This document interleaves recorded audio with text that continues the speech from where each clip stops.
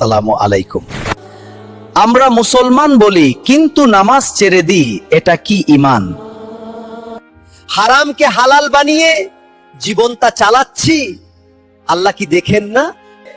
আজ দুনিয়ার পিছনে দৌড়, আখেরাতের কথা মনেও নাই। মৃত্যু কি আপনাকে বলে আসবে? কবর কি বয়স জিজ্ঞেস করবে? যে আল্লাহ তোমাকে বানিয়েছেন তার হুকুম মানতে এত অহংকার কেন? আজ যদি তওবা না করো, কাল হয়তো সুযোগ থাকবে না। নামাজে ফিরে আসো, গুনাহ ছেড়ে দাও, এইটাই বা চার পথ।